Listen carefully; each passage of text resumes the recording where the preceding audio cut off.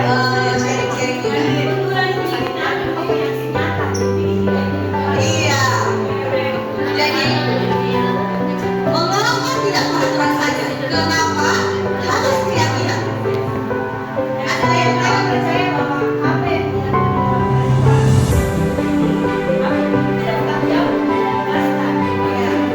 terima kasih. Benar, selesai.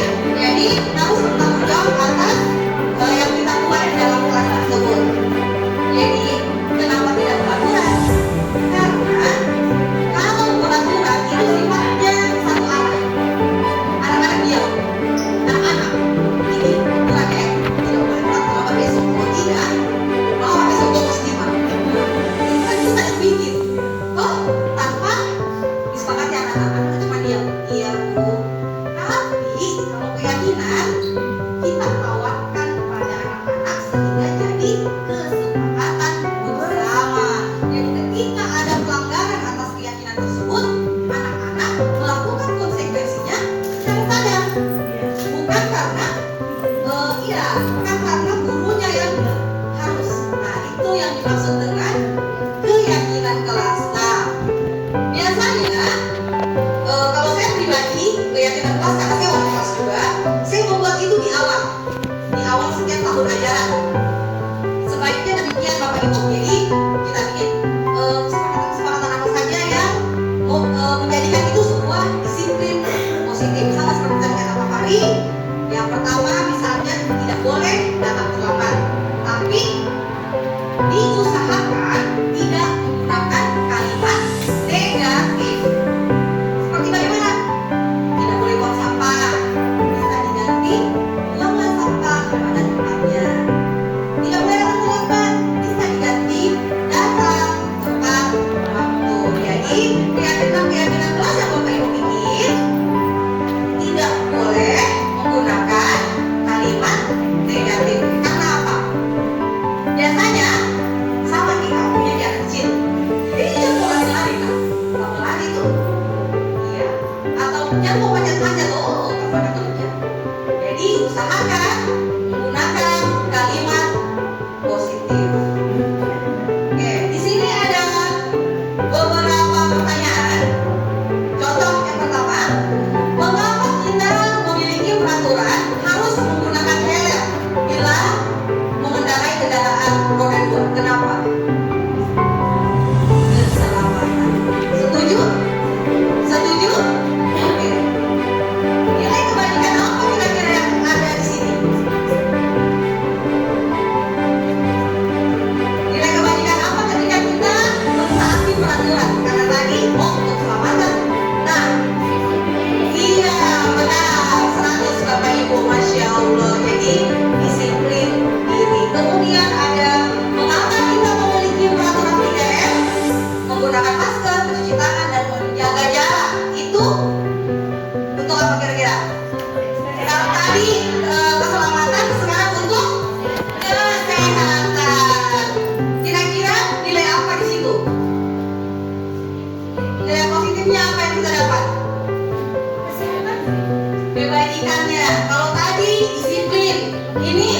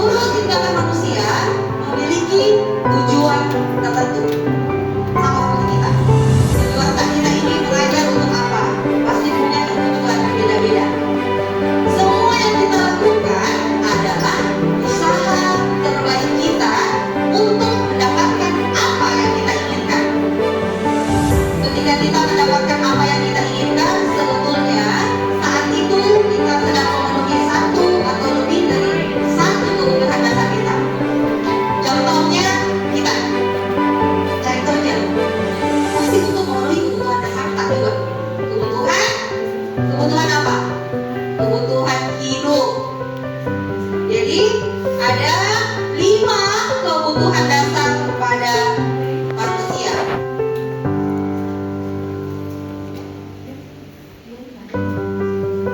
Nah, kebutuhan dasar pada manusia ini antara lain yang pertama ada kebutuhan kasih sayang dan merasa diterima.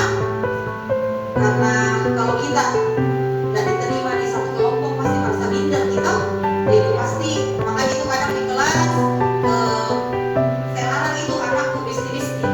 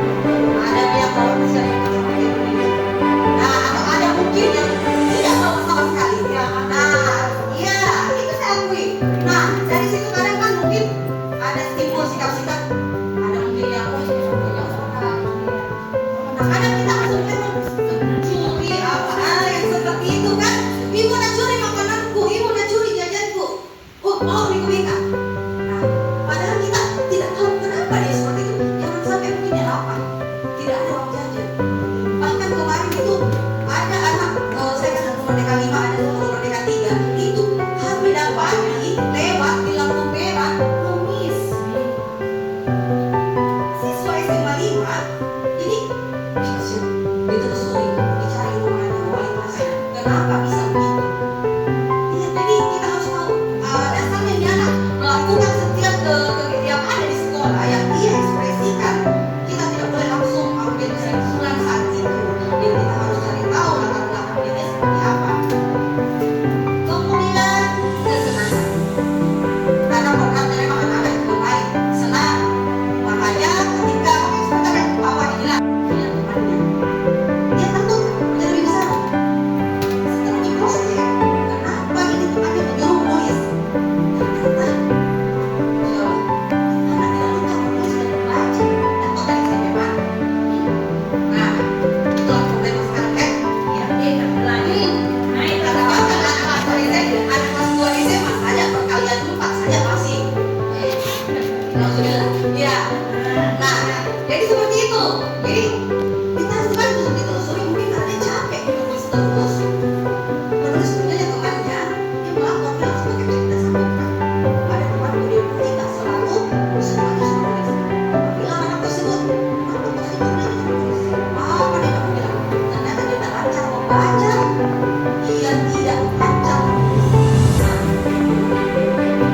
Bisa kan kita jadi guru kalau memang kita tahu kan sudah saja nggak bisa menulis. Nah itu maksudnya salah satu tadi ya, kita harus bisa mengerti kebutuhan siswa. Memang berat.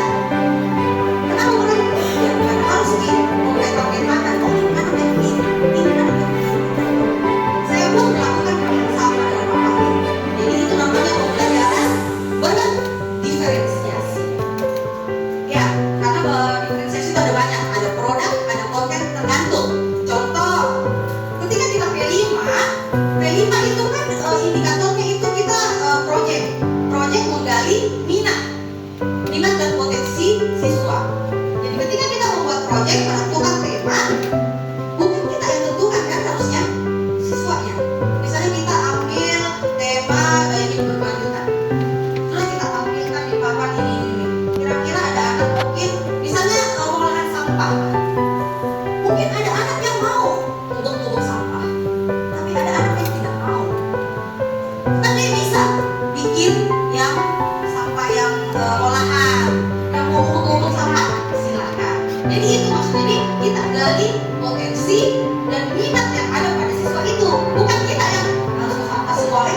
Kalau ada yang tidak suka orang-orang sampah, atau ada yang jago manfaat, dia bikin iklan jagalah kebersihan, dia bikin di medsos, TikTok. Nah itu kita tidak pernah tahu. Jadi sama seperti Bapak ini saya belum menentukan ada ya seperti ini saya membawa materi virus ada saya suruh bikin virus 3 dimensi. Terserah pakai bahan apa. Ada yang mulai dari styrofoam boleh, terserah sekreativitas mereka. Yang tidak bisa pakai media. Jadi yang penting pertama tagihan terpenuhi, tugas ada dan mereka bekerja dengan senang hati. Karena ketika dipaksa pasti mereka nongol. Tugas apa ini? Yuk bisa kayak ini saja. Pasti begitu. Yang selanjutnya kebebasan di sini dalam artian salah satunya misalnya kebebasan berekspresi. Ketika mereka kayak tadi membuat kesepakatan kelas, nah itu salah satu kebebasan mereka untuk menyampaikan pendapat.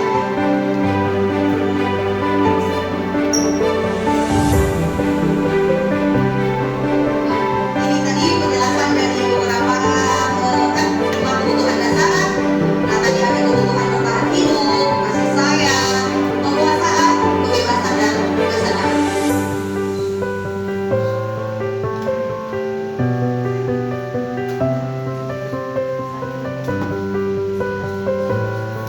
Demikianlah pemaparan materi dari saya. Lebih dan kurangnya mohon dimaafkan jika ada yang salah-salah kata dari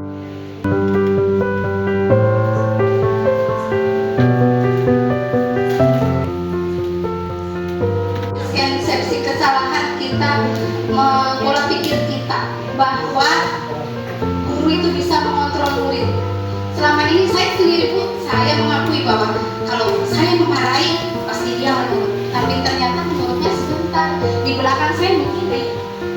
memberikan luas, tapi karena kelemahan kekuatan, ada pengaruh, ada kita guru punya lingkar pengaruh lebih besar, lingkar kekuatan, jadi murid kalah. Tapi sebenarnya kita guru tidak bisa mengontrol murid. Kelihatannya bisa, tapi itu hanya ilusi saja. Seseorang akan berusaha sekuat tenaga untuk mempertahankan pola pikirnya, untuk mempertahankan yang dia anggap benar. Sama dengan murid kita, ketika kita marahi, kita hukum, sama kita. Tapi itu sementara. Mungkin di belakang dia melakukan hal lain yang menerapkan sedikit demi sedikit apa yang ilmu saya peroleh di sekolah saya, dan masih banyak tantangannya. Terus miskonsepsi juga bahwa semua penguatan positif efektif dan bermanfaat. Kita selalu senantiasa memberikan hal-hal positif ke anak-anak kita, tapi belum tentu efeknya langsung bagus. Kenapa? Karena banyak faktor. Pertama, kondisi keadaan kita kan berbeda satu sekolah dengan yang lain. Tamaleba dengan Sanupikung berbeda, dari geografisnya berbeda, anak-anaknya, sekolahnya, latar belakang keluarga berbeda. Ini sangat kompleks. Jadi tidak serta-merta bahwa ketika kita memberikan penguatan yang positif langsung anak berubah. Tentu tidak, karena itu terpengaruh pada situasi dan kondisi anak-anak kita dan bagaimana penguatan kita. Tapi alangkah bagusnya kita berusaha untuk tetap memberikan penguatan positif, walaupun mungkin belum efektif tapi akan ada dampaknya. Kemudian kritik dan membuat orang bersalah dapat penguatan karakter. Ini yang sering dulu saya lakukan, sering sekali. Kalau anak-anak salah, itu Miki, kita itu pasti. Kalau ada yang main, kita itu pasti pelakunya. Karena sudah tertanam dalam pikiran kita bahwa yang nakal itu pasti itu pembuat onar. Kita menjadi membuat orang merasa bersalah, dan itu dikira sama kita adalah dapat menguatkan karakter dengan memarahi, kemudian dikasih lihat sedikit-sedikit. Ternyata tidak. Itu hanya kesalahpahaman persepsi kita, miskonsepsi. Jadi sedikit-sedikit saya mengajak untuk diri saya sendiri berubah terhadap pola pikir yang kolonial. Dalam istilah kita ya Pak, CGP ada istilah kolonial dengan pendidikan yang masih kolonial. Sedikit-sedikit mari kita rubah untuk membuat lebih baik. Kemudian ada ilusi juga bahwa orang dewasa memiliki hak untuk memaksa. Kita guru pasti dewasa semua, kita bisa punya kekuatan untuk memaksa anak kita, tapi ternyata tidak bisa. Mungkin bisa sementara, tapi hanya bersifat sementara, tidak bersifat selamanya. Dan mungkin itu tadi yang saya utarakan bisa menjadi trauma tersendiri ke anak-anak kita.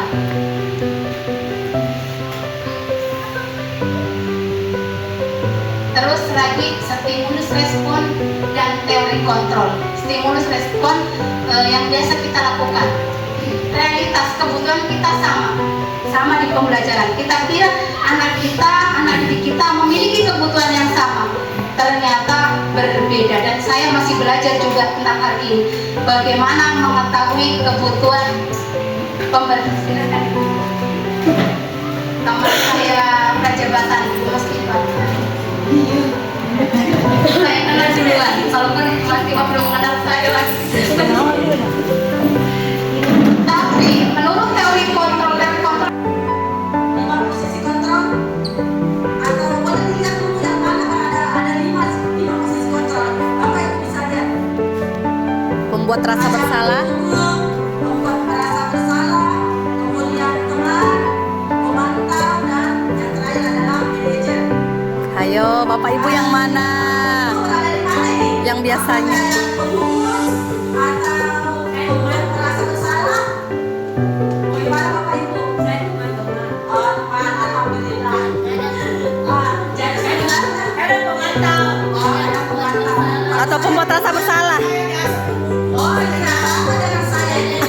Saya punya iya, dan membuat merasa bersalah. Oke, lanjut Bapak.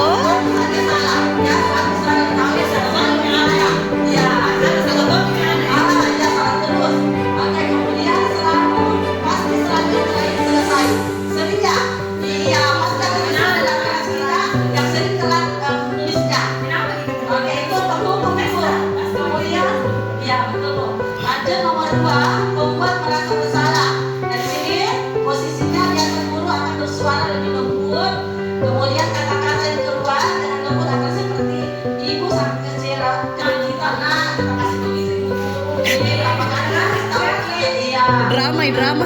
Ya, drama. Kemudian berapa kali Bapak harus memberitahu kamu? Biasa ya. Berapa kali saya kasih tahu Kina, kenapa begitu dan terus? Ya. Gara-gara kita mituna dimarahi kakek sek. Dari pas sekolah, kemudian kemudian gimana coba kalau orang tua kamu tahu kamu berbuat begini aja sering dosa dilakukannya, ya coba bagaimana perasaan orang tua nak kalau kita nggak tahu kalau begini perbuatan kita seperti itu. Kemudian yang ketiga sebagai teman kemudian tadi ini sebagai teman ya, jadi menggunakan hubungan baik dengan dan umur untuk mempengaruhi seseorang. Jadi mereka akan berkata, ayo bantu di bapak ya, biasa begitu kuliah. Iya, biasa. Ayo bekerja sama. Ya. Kemudian ayo ingat tidak tidak Ingat tidak? bapak selama ini ya. Kemudian ya sudah kali ini tidak apa-apa nanti membantu bereskan lainnya. Terakhir kita sering-sering kita lakukan. Oke, selanjutnya memantau. Ada yang sebagai pemantau di sini Bapak Ibu? Makanya ditanya apa yang pertanyaannya? Pertanyaannya adalah berat-beratnya apa? Maksudnya apa berat-berat dalam kelas biasa ini kalau berkisar seperti ini? Nah, kemudian apa yang telah kamu lakukan? Apa yang kamu lakukan tadi? Kemudian sanksi atau konsekuensinya apa? Sama yang tadi sudah dijelaskan sebelumnya Bapak Ibu bilang tentang sanksi dan konsekuensi. Yang terakhir adalah posisi penilaian yang paling terbaik ya. Di antara dua unsur ini yang paling baik.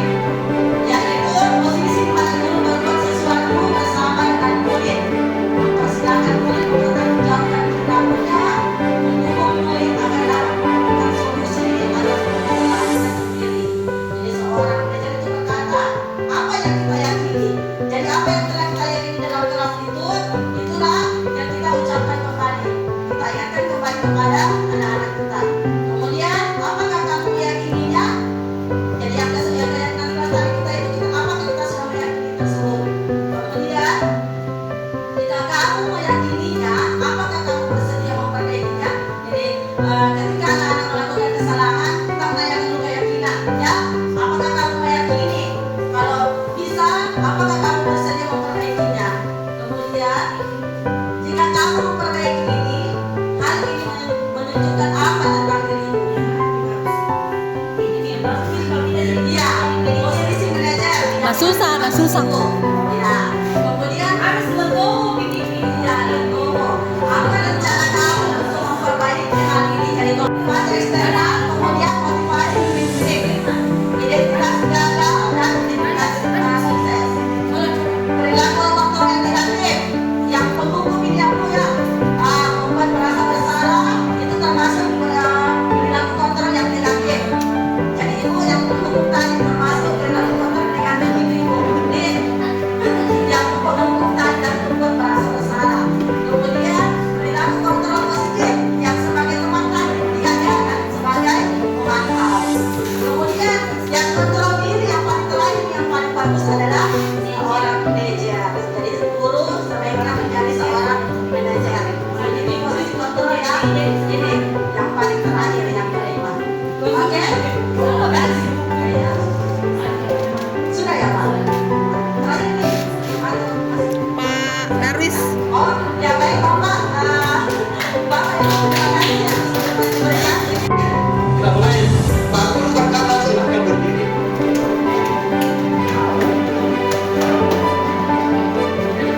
Pak Guru berkata silahkan bertepuk tangan 3 kali. 2 kali.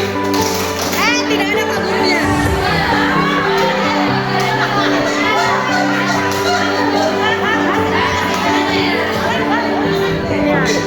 Pak Guru berkata silahkan aplausnya masing-masing. Pak Guru berkata siap gerak. Gerak jalan. Tepuk 1. Tidak.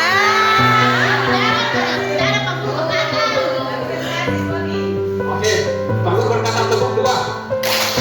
Oke, silakan dulu Bapak Ibu. Cie fokus Pak semua. Guru Mi. berkata silakan dulu. Oke, tepuk tangan kita semua. Masya Allah. Silakan lagi.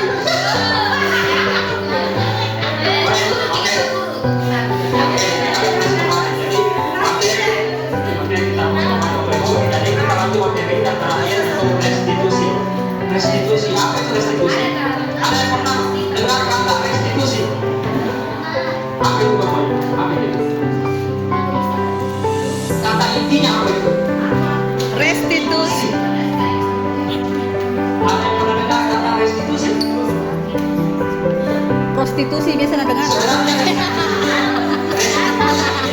dia ada hubungannya dengan proses hukum, tapi kita kaitkan dengan pendidikan. Kalau dunia hukum itu dia proses pengembalian ganti rugi pada korban itu dari segi hukum, tapi pendidikan bagaimana? Ada yang tahu? Restitusi adalah proses menciptakan kondisi bagi murid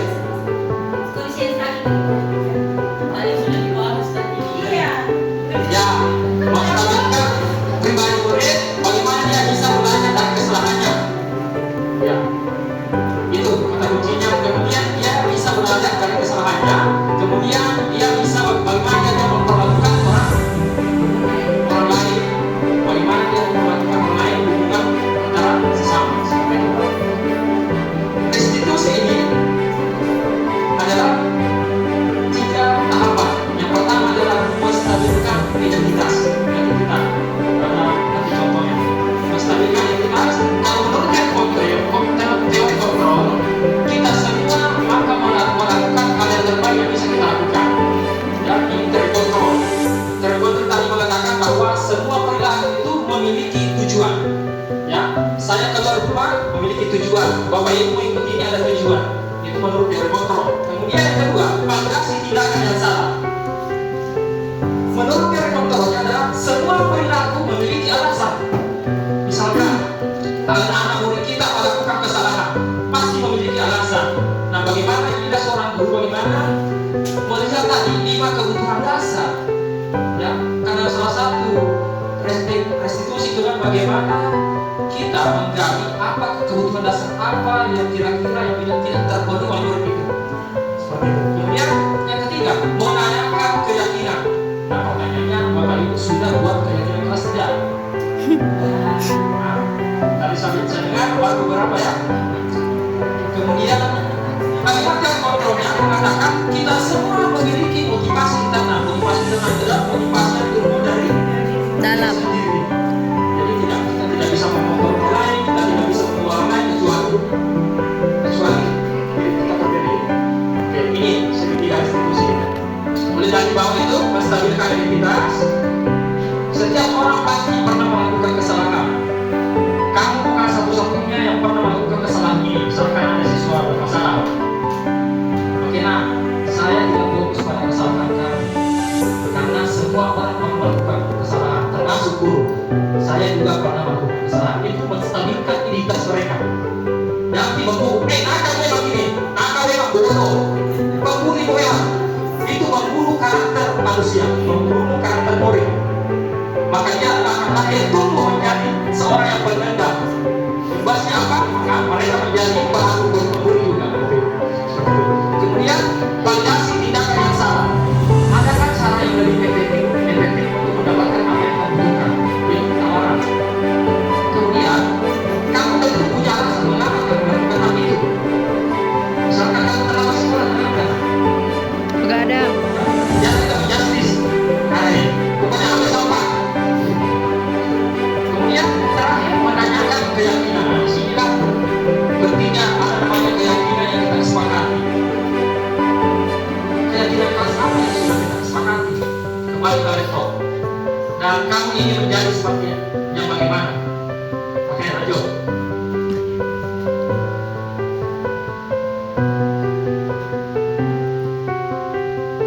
Menstabilkan identitas ini adalah tujuannya untuk mengubah identitas anak dari orang yang gagal karena melakukan kesalahan menjadi orang yang sukses. Kalau kita ingin menjadi reflektif, maka kita harus meyakinkan si anak dengan cara mengatakan kalimat seperti ini. Berbuat salah itu tidak apa-apa. Tidak ada yang sempurna. Tidak ada manusia yang sempurna. Saya juga pernah melakukan kesalahan itu. Kita bisa menyelesaikan masalah ini.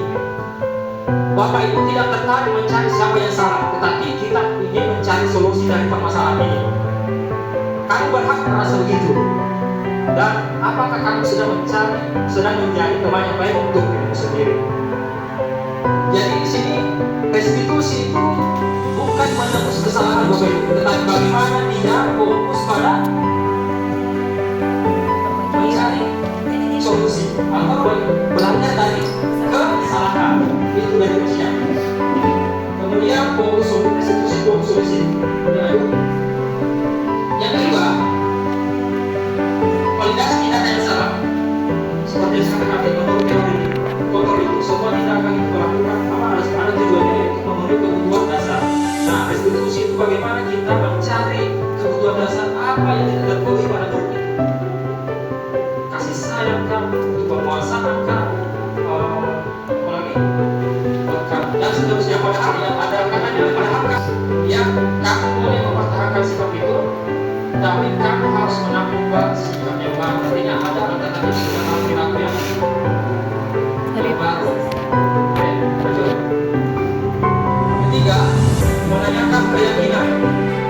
Validasi. Menanyakan keyakinan. Teori kontra mengatakan pada dasarnya perilaku harus dihitung secara benar. Pasti yang ketika dikasih saya sampai ketika dia salah melakukan validasi, maka anak akan siap dibutuhkan dengan nilai yang dia percaya dan berpindah menjadi orang yang dia inginkan. Makanya waktu bukan keyakinan anak, keyakinan kelas satu keluarga. Pertanyaannya pada anak, apa yang kita percaya sebagai kelas keluarga? Nanti ada seolah-olah siswa, ini ada siswa yang tertidur dalam kelas, kemudian saya panggil, saya katakan dua kasus di sini, kasus yang kedua adalah terlambat datang sekolah.